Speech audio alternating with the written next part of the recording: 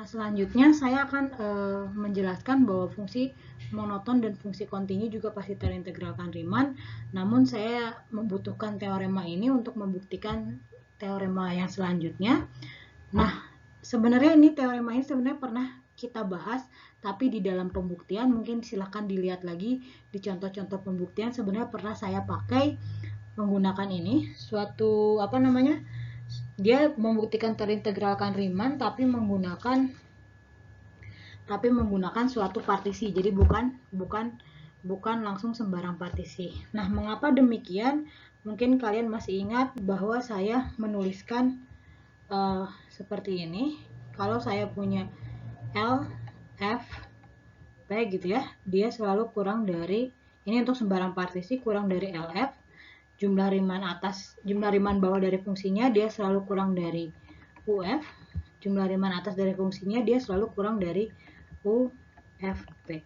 Nah, kalau saya mendapati bahwa ternyata ini nilainya, misalkan ini K, ini juga K, nilainya sama untuk LFP dan UFP nilainya sama-sama K, maka sudah terbukti bahwa LF sama dengan UF gitu ya. Jadi dengan teorema Squeeze theorem atau teorema Apit ini membuktikan bahwa LF sama dengan UF, atau untuk setiap epsilon lebih besar daripada 0, UF min LF dia kurang dari epsilon gitu ya. Nah, ini sama pada dasarnya, ini P-nya adalah P-nya dia suatu partisi, jadi kita tidak perlu lagi mengambil sembarang partisi, cukup suatu partisi. Nah, ini secara formalnya akan saya tuliskan di teorema terintegralkan Riemann. Di sini juga tidak akan dibuktikan karena kalian sudah paham dari mana ini ya, dari mana bunyi teorema itu, yaitu dari sini. Nah, karena ini adalah LFP adalah jumlah Riemann bawah dari suatu partisi, ini adalah supremum daripada jumlah Riemann bawah, dia selalu kurang dari infimum dari jumlah Riemann atas. Nah, ini dia selalu lebih kurang dari ini ya, infimum jumlah Riemann atas. Dia kalau dia sama, maka kita bisa menggunakan teorema Apit, lalu didapatlah seperti ini. Oke, secara formal di sini adalah kalau saya punya fungsi f itu terdefinisi di selang AB, ini adalah interval tutup ya, interval tutup AB, dia dikatakan terintegralkan Riemann pada AB jika dan hanya jika ini UF di sini, UFP dia sama dengan LFP. Nah, ini suatu partisinya bergantung epsilon. Jadi di sini partisinya kita bisa gunakan partisi sembarang, boleh sembarang, nanti boleh juga bergantung pada epsilon. Sebenarnya pada dasarnya dia walaupun sembarang pasti akan bergantung pada epsilon di sini. Nah, terdapat suatu partisi P, dia di selang AB sehingga ini. Nah, karena ini U ini selalu lebih besar daripada LFP, sebenarnya boleh saja saya menggunakan mutlak, tapi boleh juga tidak menggunakan mutlak. Jadi ini tuh maksudnya ketika saya menyatakan ini sama seperti ini. Artinya ketika UFP epsilon sama dengan LFP epsilon gitu ya. Jadi bentuk lain dari kata sama dengan adalah untuk setiap epsilon. Untuk setiap epsilon lebih besar daripada 0 terdapat suatu partisi P epsilon. Jadi tidak lagi perlu sembarang partisi dari AB sehingga menyebabkan nilai UFP epsilonnya kurang dari LFP epsilon. Kurang dari LFP epsilon, dia kurang dari epsilon atau ini nilainya sama dengan ini. Nah, bentuk lainnya kita boleh menggunakan partisi epsilon atau yang sering kita gunakan di kalkulus adalah PN. PN adalah suatu partisi yang bergantung dengan N. Sama, cuman di sini adalah untuk setiap epsilon lebih besar daripada 0 terdapat N, N-nya tergantung dari epsilon. N-nya sebenarnya bisa berapapun, bisa bilangan asli. Ini suatu partisi PN, ini juga sama, kita bisa limit jumlah Riemann bawah atas sama dengan jumlah Riemann bawah atau nilai limitnya sama, seperti ini ya. Oke. Cara menggunakannya silakan buka lagi contoh di pertemuan sebelumnya sudah saya gunakan tentang P epsilon ini maupun PN ini. Oke. Nah, ini teorema tidak akan dibahas banyak. Akan saya gunakan saja di pembuktian fungsi monoton itu pasti terintegralkan Riemann dan fungsi kontinu pasti terintegralkan Riemann. Oke, kita langsung saja ke slide selanjutnya. Nah, dia yang pertama adalah saya punya fungsi teorema yang menyatakan kalau dia kontinu dia pasti terintegralkan Riemann. Nah, nanti kita akan berlatih menggunakan fungsi yang kontinu dia terintegralkan Riemann. Namun sebelum itu akan saya buktikan. Nah, saya akan membuktikan yang pertama adalah dengan fakta bahwa fungsi kontinu pada interval tertutup, ini ada teoremanya, silahkan dibuka di barter di analisis real 1 kalau nggak salah. Jadi fungsi kontinu pada interval tertutup dia pasti kontinu seragam. Jadi f kontinu seragam gitu ya, dengan fakta bahwa f kontinu seragam. Nah, apa sih definisi kontinu seragam? Untuk setiap epsilon lebih besar daripada 0 terdapat delta lebih besar daripada 0, sehingga untuk sembarang x, y anggota interval AB maka mutlak x min y dia kurang dari delta, mengakibatkan fx min fy dia kurang dari epsilon. Jadi untuk sembarang x, y nya di selang AB gitu ya. Yang kedua adalah saya akan mendefinisikan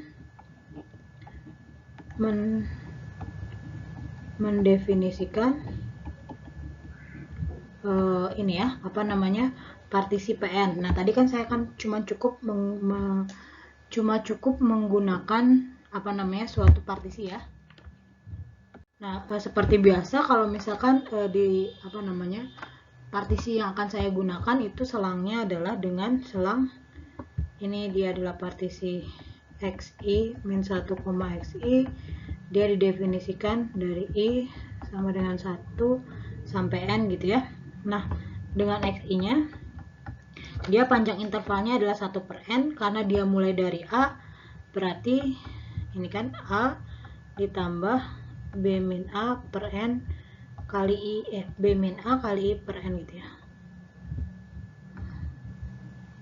i per n gitu ya. Jadi ini tuh maksudnya ketika saya punya interval xi min 1 dia panjangnya selalu 1 per n, selalu b min a per kali i per n, ya betul, selalu 1 per n ya. Oke, ini adalah panjang pendefinisian xi nya dengan panjang intervalnya adalah b min a per n.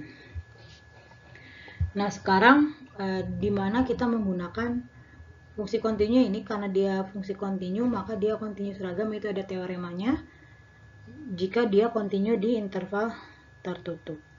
Nah, yang ingin kita buktikan adalah dari sini, ingin buktikan bahwa uf, pn gitu ya, pn min l f, pn dia kurang dari epsilon. Ini yang ingin kita buktikan. Sekarang perhatikan bahwa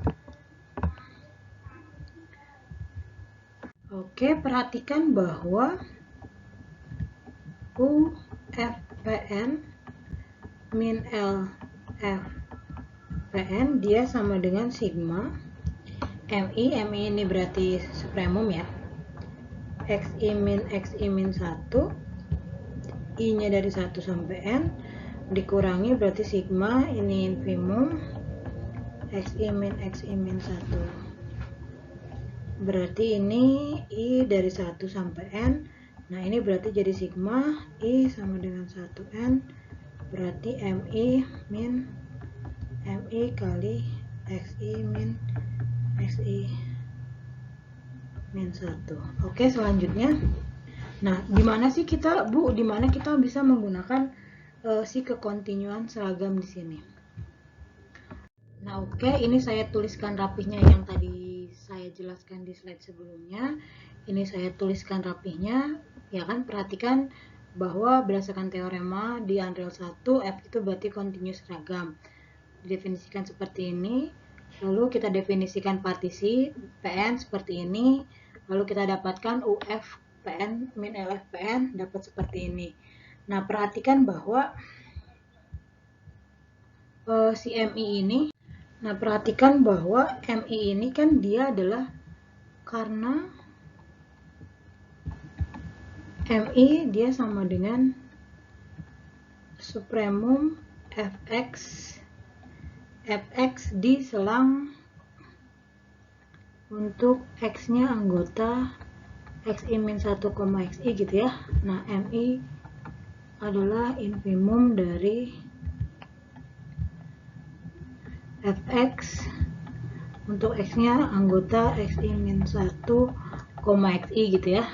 Nah, karena si F ini kontinu, F ini kontinu dan infimumnya juga kontinu gitu ya, dan ini selang tertutup, maka sudah bisa dipastikan kan biasanya kadang ada nilai supremum yang tidak ada pada Fx-nya. Contohnya adalah supremum dan infimum, contohnya adalah 1/n gitu ya. 1/n itu dia, misalkan kita punya fungsi 1/n, dia itu infimumnya adalah 0, padahal tidak ada n yang menyebabkan dia 0 kan, seperti itu ya, tidak ada n yang menyebabkan nilai 0 sehingga supremumnya 0 tetap. Tapi karena ini kontinu, karena si F ini kontinu, nah karena F ini kontinu dan F kontinu, maka si nilai supremum dan infimumnya ini dia pasti berada di Fx-nya. Ngerti ya? Kalau saya gambarkan ilustrasi, dia fungsi kontinu misalkan seperti ini, lalu saya punya selang ini misalkan ya, sini ya selang.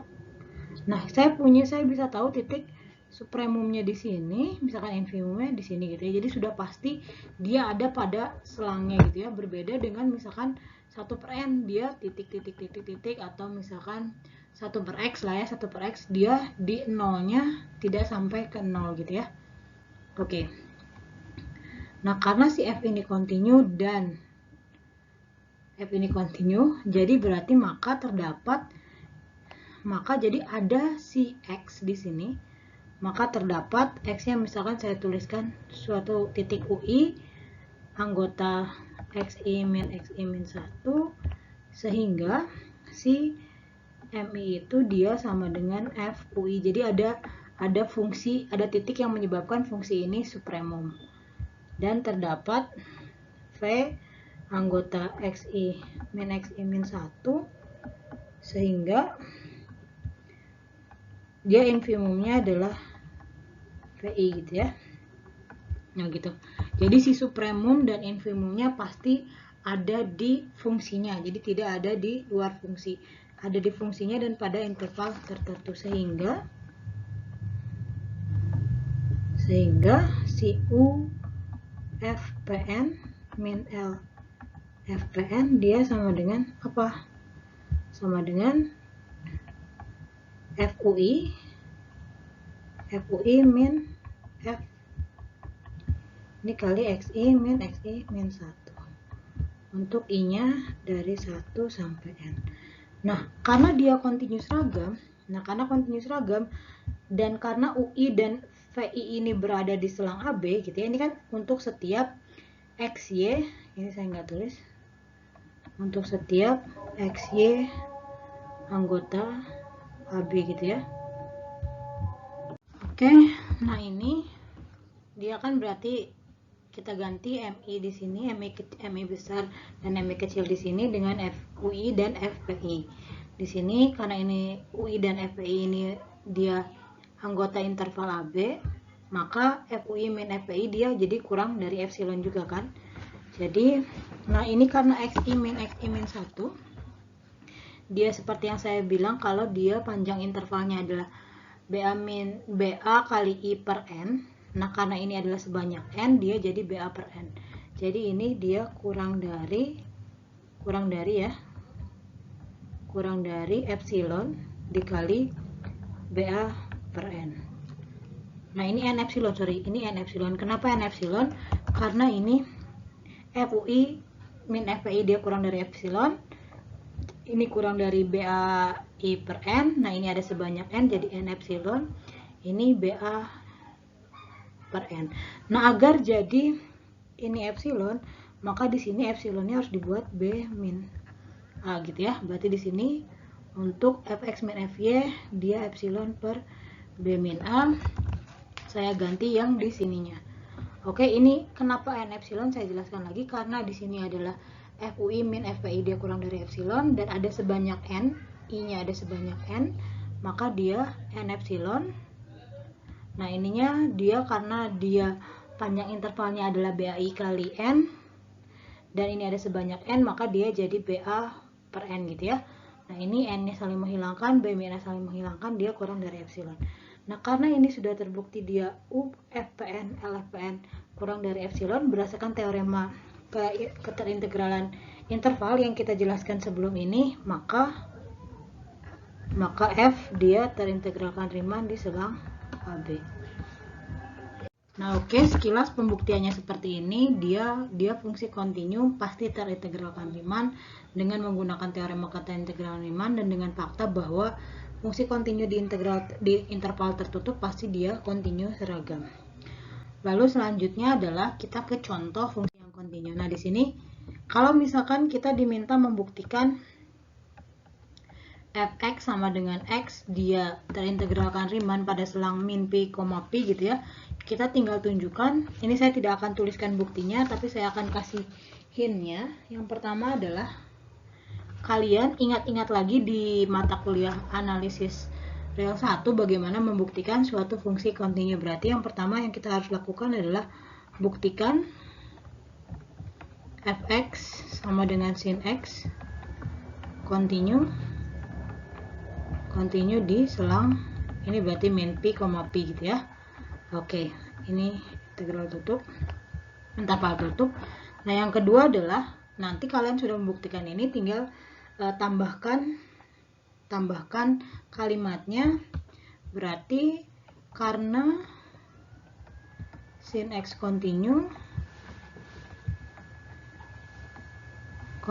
di selang interval min pi, pi dan berdasarkan teorema keterintegralan fungsi kontinu gitu ya. Berdasarkan teoremanya sebutkan teorema apa, maka sin x dia terintegralkan Riemann di selang min pi, pi. Oke. Saya tulis sin gitu ya. Maka sin x atau fungsi fx, saya tulis fungsi fx. Nah, ini kalau misalkan ini tulis saja teoremanya, teorema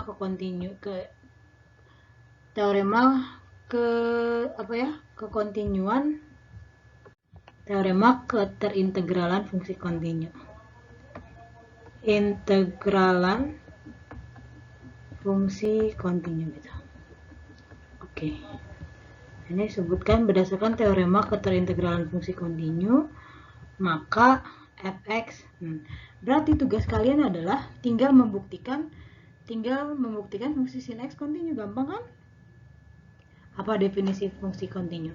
Oke, silakan buka lagi bukunya. Nanti saya juga akan tugaskan untuk membuktikan fungsi-fungsi terintegralkan Riemann dengan menggunakan dengan menggunakan teorema keterintegralan fungsi kontinu ini. Gitu. Jadi sebenarnya ini adalah sama persis dengan yang kalian lakukan di analisis real 1 untuk membuktikan kekontinuan. Yang kedua tinggal tambahkan kalimat ini, maka selesai, kita sudah membuktikan sin x terintegralkan Riemann gitu. Jadi boleh menggunakan definisi, boleh juga menggunakan teorema yang tadi sudah kita pelajari. Oke, selanjutnya